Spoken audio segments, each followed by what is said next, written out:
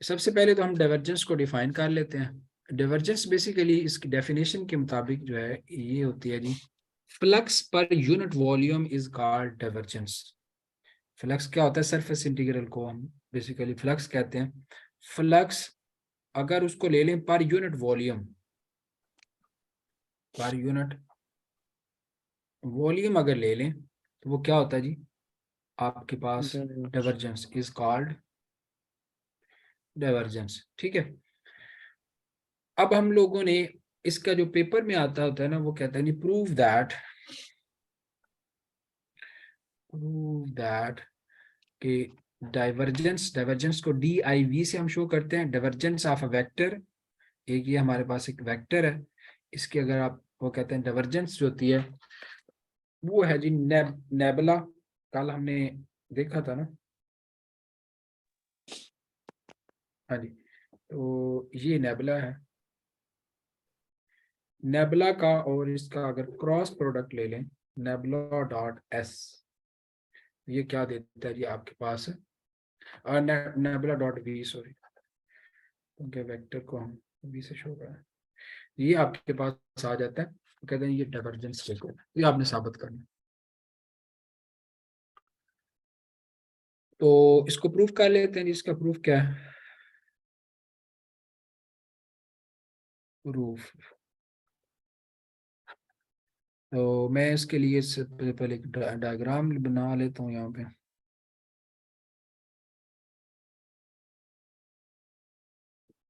ठीक है, तो ये हम लोग एक वॉल्यूम ले रहे हैं, छोटा सा एक हमने वॉल्यूम ले लिया, इन्फिनिटेसिमल छोटा सा एक वॉल्यूम है, और हम लोग ने इसको रख दिया हुआ है एक वेक्टर फील्ड के अंदर रख दिया हुआ है।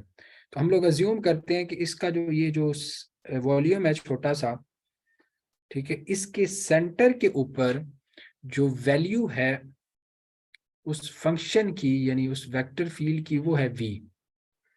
ठीक है, अंडरस्टैंड।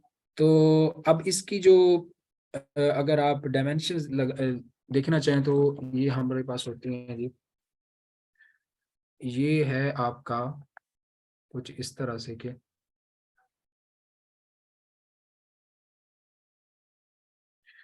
हाँ जी, ये आपका है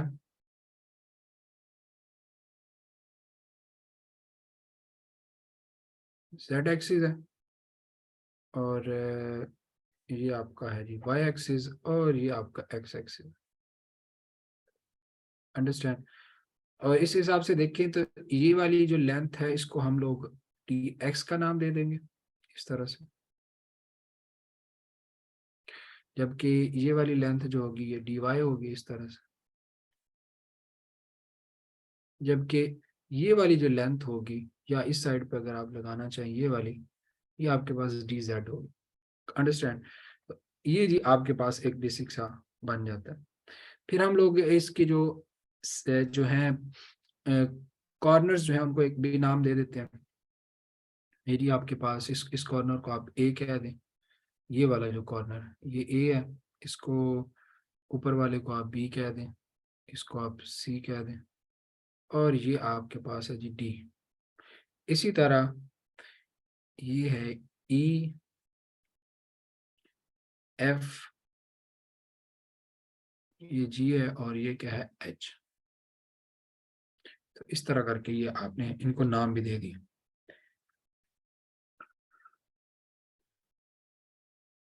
क्लियर है। और ये कहाँ पे पड़ा हुआ है, एक वेक्टर फील्ड के अंदर पड़ा हुआ। बस ये चीज आपको अगर समझ आ गई तो हम लोग आगे मूव करते हैं। तो जो इसकी थ्योरी लिख लेते हैं, consider consider an infinitesimal, infinitesimal मतलब बहुत ही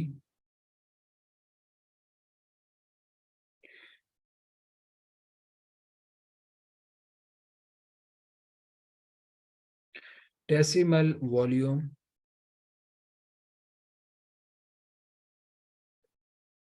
element in vector field V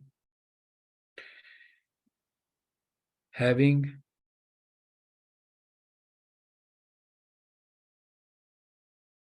sides equals to dx, dy and dz. Okay.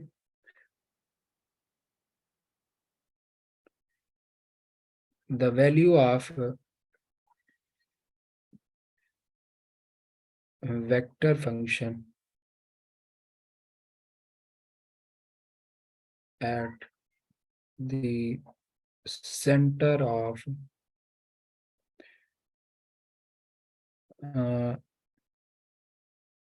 this volume is v।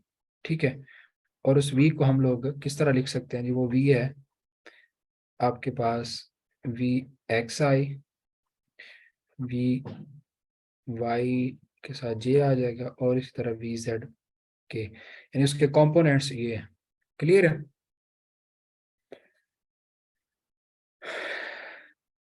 अगर आप लोगों को यहाँ तक चीज समझ आ गई तो हम लोग आगे मूव करते हैं। अब अगर ये देखें आप यहाँ से, तो अब हम सारी साइड्स को तो ऑब्वियसली कैट नहीं कर सकते, तो हम लोग सबसे पहले जो देखेंगे कि ये जो फ्लक्स है ना, हम लोग ये सबसे पहले फाइंड करेंगे, और फिर हम लोग उस फ्लक्स को वॉल्यूम जो है ना इस सरफेस का, उससे डिवाइड करके तो हम लोग टोटल फाइंड कर लेंगे।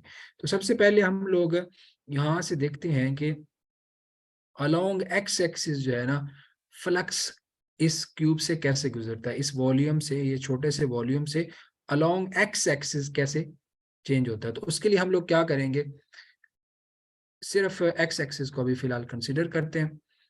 हम लोग ये जी आपने ले लिया है, हम लोग कहते हैं जी ये सामने वाला जो फ्रंट एरिया है ना, अब मैं इसको नाम भी दे देता हूँ, ये बी है, ई और ये जी है और ये ए है। हमने ये ले लिया हुआ है सामने वाला। तो इसको अगर आप देखें तो यहाँ पर इसके जो वैल्यू होगी वो क्या होगी जी? ऑब्वियसली वी एक्स होगी। ऐसे ही है क्योंकि हम सिर्फ एक्स एक्सिस की बात कर रहे हैं, तो एक्स एक्सिस वाला कंपोनेंट हम अब यहाँ से सिर्फ लेंगे। अंडरस्टैंड? तो अब आपने ये, अगर ये इस चीज की आपको समझ आ गई है, तो इसका भी पता है आपको कि ये क्या है, ये सारा हमारे पास क्या है, डी एक्स के इक्वल है। ये भी अगर समझ आ गया, तो अगर आपने ये फाइंड करना हो इसको, ये आधा जो है, यानी ये आधा हिस्सा इतना, ये किसके इक्वल होगा? D x by two. और ये वाला आधा हिस्सा किसके इक्वल होगा? D x by two. Understand? अब ये अगर ये भी चीज समझ आ गई है तो फिर आप लोगों को कोई परेशानी नहीं है, बाकी चीजें भी मैं आपको क्लियर कर दूंगा। अरे अब हम आगे मूव करते हैं। अब इसको आपने माइंड में रखना है। तो अब अगर आप देखें, आपने फाइंड करना है rate of change of vector function along x axis. अगर फाइंड करना हो, क्या फाइंड करना है जी? Rate of change of vector function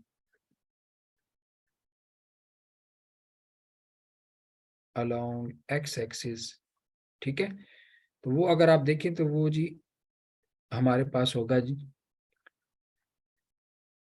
into we x. कैसे? देखिए, अब ये है V component, V x component है किसका? इस टोटल जो फील्ड है हमारे पास वी फील्ड फंक्शन जो वी है उसका है एक्स कंपोनेंट। इसके ऊपर भी ऑब्वियसली आना चाहिए। तो अब हम फाइंड करना चाहते हैं कि ये V x along x axis किस तरह चेंज हो रहा है। मतलब ये सेंटर के ऊपर तो इसकी वैल्यू वी एक्स है, लेकिन जैसे हम इसको अलोंग एक्स एक्सिस इस तरफ चेंज मूव करते हैं तो इसकी वैल्यू किस तरह चेंज होती है। इसी तरह जब हम इधर मूव करते हैं तो इसकी वैल्यू किस तरह चेंज होती है। तो हम लोग बेसिकली वो वी एक्स की जो चेंज हो रहा है ना, वो हमने फाइंड किया। तो वो हमारे पास क्या आ जाता है, पार्शियल ओवर पार्शियल एक्स। यानी इसको पार्शियल डेरिवेटिव लेने का मकसद, अगर आप लोगों को ये माइंड में आ रहा है, तो वो ये है कि ये वी एक्स जो होगा ना, इसको अगर आप ऊपर की तरफ देखेंगे ना, तो वी एक्स की वैल्यू ऊपर की तरफ भी चेंज हो रही है। ऊपर क्या है हमारे पास? वाई एक्सिस है, तो इसकी वाई एक्सिस के अलॉन्ग भी वैल्यू चेंज होगी। तो पार्शियल हमेशा उस टाइम आता है जब एक से ज्यादा वेरिएबल्स हों, यानी जब कोई वैल्यू एक से ज्यादा डायरेक्शंस में चेंज हो रही हो, तो उस टाइम हम लोग क्या लेते हैं फिर, पार्शियल। तो ये आपके पास आ जाता है rate of change of vector function along x axis.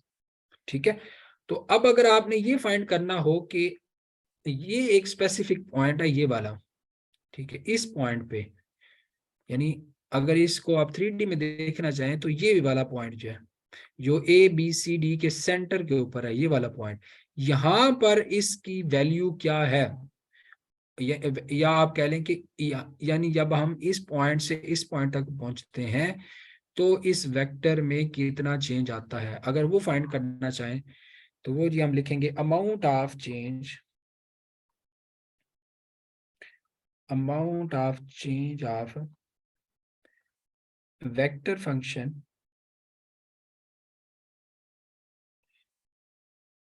At distance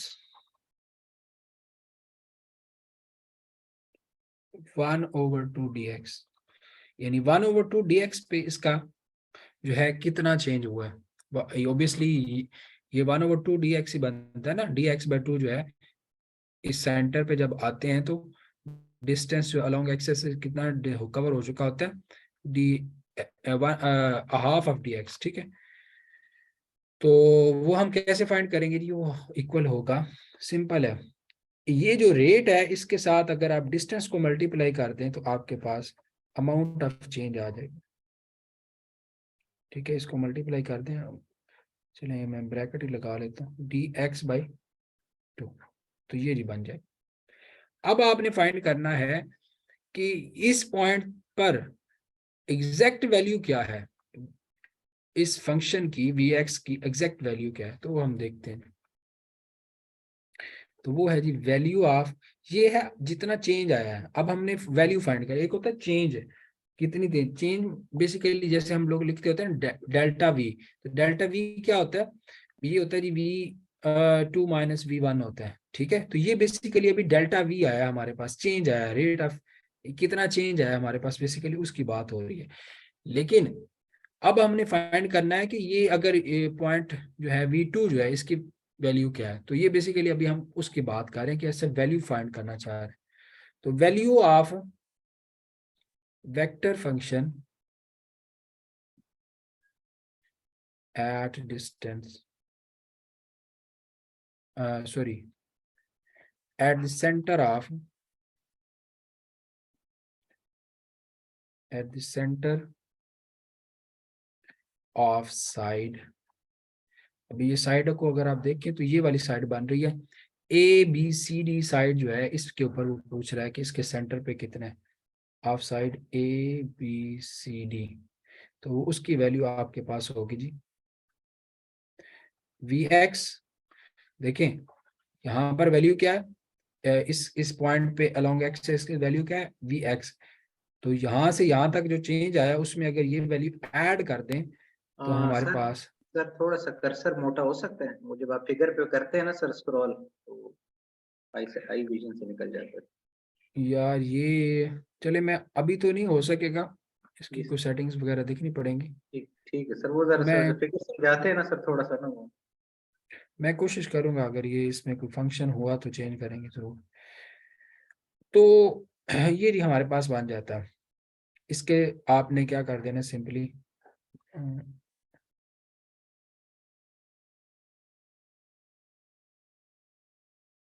ये आ जाए dx/2।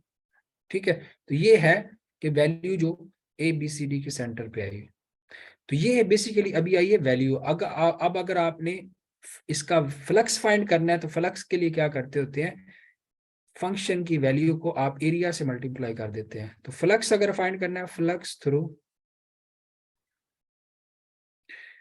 ABCD साइड, तो वो किसके इक्वल होगा, उसको आप कह लें जी, उसको कोई नाम दे देते हैं, क्या कर देते हैं आप 5 1 कह दें। ठीक है, तो हमने क्या करना है, सिर्फ ABCD साइड का जो एरिया है उससे मल्टीप्लाई कर देंगे, इस सारे जो वैल्यू है तो आपके पास आ जाना अब A B C D side का अगर आप देखें तो एरिया क्या है, d z into d y, ऐसे ही है। तो ये आपने d z into d y जो है मल्टीप्लाई करके तो ये आ जाता। इसी तरह अगर आप फाइंड करना चाहते हैं कि दूसरी साइड जो है, यहाँ से जो फ्लक्स एंटर हो रहा है, यहाँ से बाहर जा रहा है, यहाँ से एंटर हो रहा है, या यहाँ से जो बाहर निकल रहा है, जो भी आप नाम देना चाहें, तो A B C D sorry A B C D से तो आपने फाइंड कर लिया हुआ है, ई एफ जी एच में से जो फ्लक्स निकल रहा है इस साइड से, वो आप फाइंड करना चाहें तो उसके लिए भी सेम प्रोसीजर है। हम लोग फाइंड करेंगे amount of change of vector function, amount of change of vector function at distance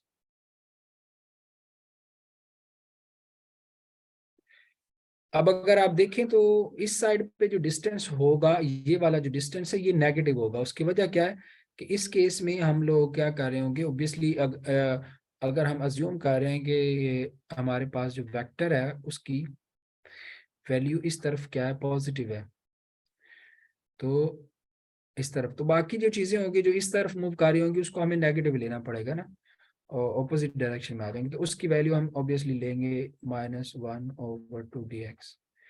तो आपने उसकी वैल्यू देखें तो सिंपली इसको मल्टीप्लाई कर दें इसके साथ तो ये चीज बन जाए। ये सर यानी ई एफ जी एच साइड पे होगा ना? हाँ, ये ऑपोजिट साइड पे, इस साइड वाला, जी। ठीक है।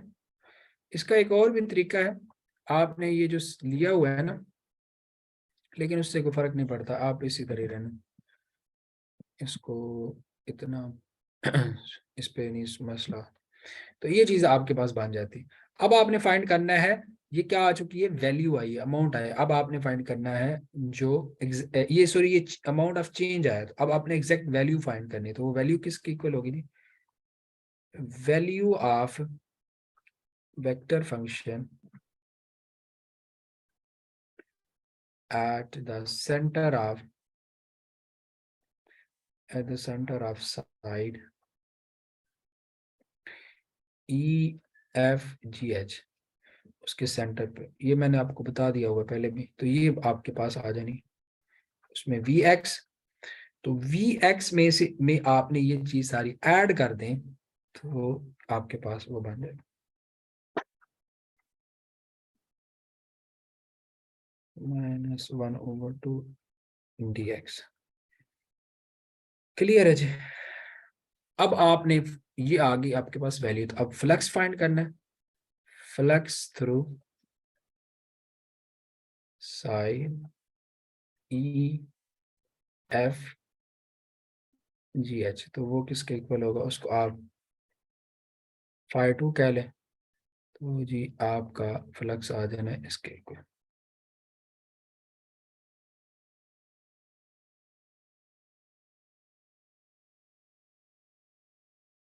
इसको सिंपली क्या कर देना, एरिया से मल्टीप्लाई, उस साइड का भी ई एफ जी एच का भी एरिया कितना है, वो भी ये है डी वाई डी जेड, इसके इक्वल है। तो अब अगर ये आ गया हुआ है फ्लक्स, अब देखिए हमारे पास दो फ्लक्स आ गए हुए हैं, एक फ्लक्स है जी ये वाला और एक फ्लक्स है ये वाला। अब अगर आपने नेट फ्लक्स फाइंड करना हो जो अलोंग एक्स एक्सिस है, तो आप क्या करेंगे, इन दोनों में डिफरेंस फाइंड कर लेंगे तो आपके पास वो आ जाएगा। तो वो कैसे हम लोग फाइंड करते होते हैं, नेट फ्लक्स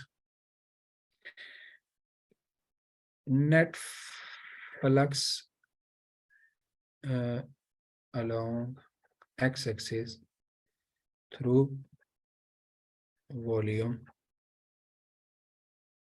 वो आपका आएगा, नेट फ्लक्स किसके इक्वल होते हैं, वो होता है जी flux leaving minus flux entering. तो नेट फ्लक्स को अगर आप कह दें जी अलोंग एक्स एक्सिस है, तो ये इसको फाई एक्स कह दें, तो फ्लक्स लीविंग जो है वो आपके पास है हाँ जी, फ्लक्स लीविंग क्या है, 1 है, और ये आपका आ जाएगा flux entering.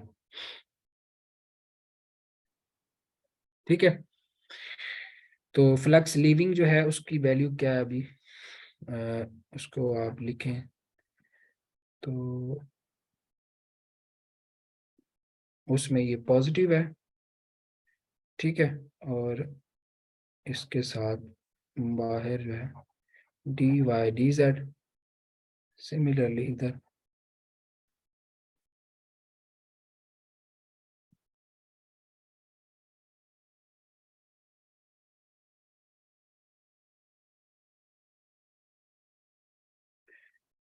D y d z. तो अब इसको आप देखें तो डी वाई डी जेड जो है इनमें कॉमन है, और बाकी चीजें जब आप ओपन करेंगे तो कुछ इस तरह से V x plus partial V x. अच्छा, सिर्फ ये डी वाई डी जेड इसमें कॉमन नहीं है, और भी चीजें इसमें कॉमन है,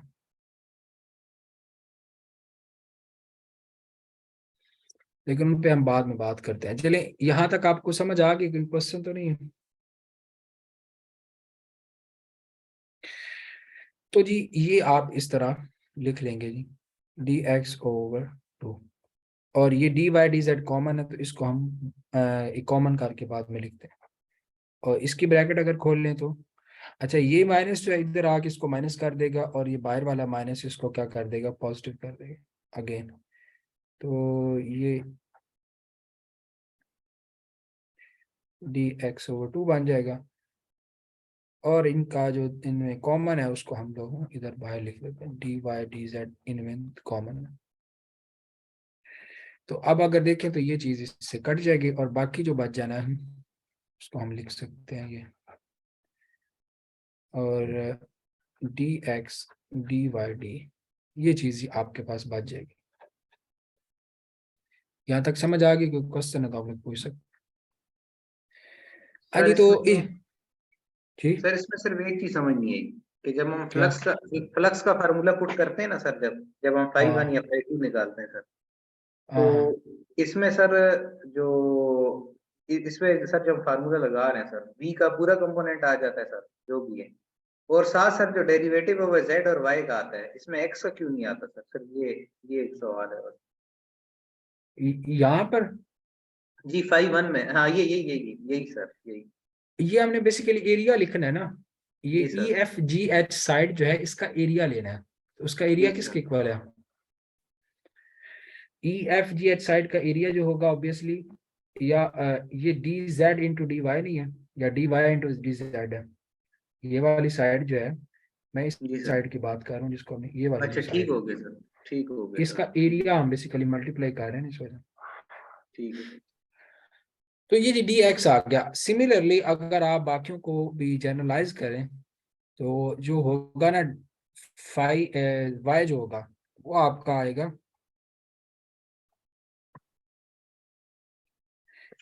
d x d y d z, और इसी तरह आपका जो net flux change along z axis होगा वो भी इस तरह आ जाएगा। तो अब आपने क्या करना है, इन सब को टोटल फ्लक्स फाइंड करने के लिए क्या करेंगे,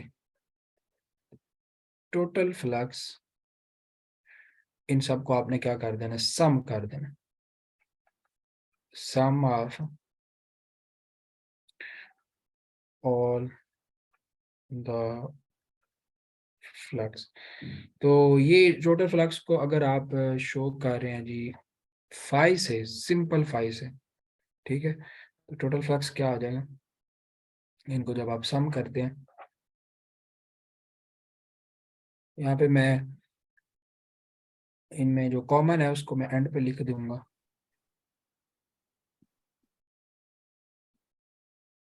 ठीक है, कॉमन इनमें क्या है, ये चीज ही इनमें कॉमन है।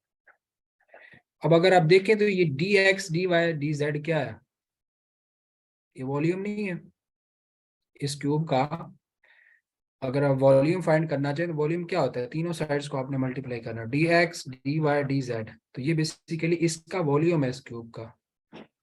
तो हमने क्या कर लिया कि ये वाला वॉल्यूम जो है इसको इधर ले आते हैं, यानी ये क्या है, d x d y d z, और ये बाकी चीजें जो है, तो ये क्या है, total flux divided by volume, तो ये क्या हो गया, आपके पास डाइवर्जेंस बन गई, क्या बन गई है, डाइवर्जेंस। तो इसको आप क्या लिख सकते हैं, बाय डेफिनेशन ये क्या है, ये डाइवर्जेंस के इक्वल है, डाइवर्जेंस ऑफ वेक्टर वी। और इसको थोड़ा सा अगर आप देखें तो इसको हम इस तरह से लिख सकते हैं, ठीक है। इसका अगर डॉट प्रोडक्ट इसके साथ लेना, V x i plus V y j plus V z के, तो ये चीज होती है ना, इसको अगर हम यानी ये डॉट प्रोडक्ट ओपन करें ना तो ये चीज आ जाती है आपके पास, समझ आ रही ना। तो इसको ये क्या है, ये कल मैंने बताया था ये नेबुला की इक्वल है, और ये चीज है हमने ऊपर इसे लिखा हुआ है, ये जी वेक्टर है हमारे पास भी। तो यहाँ से हमने साबित कर लिया कि डाइवर्जेंस जो होती है वो इसके इक्वल है।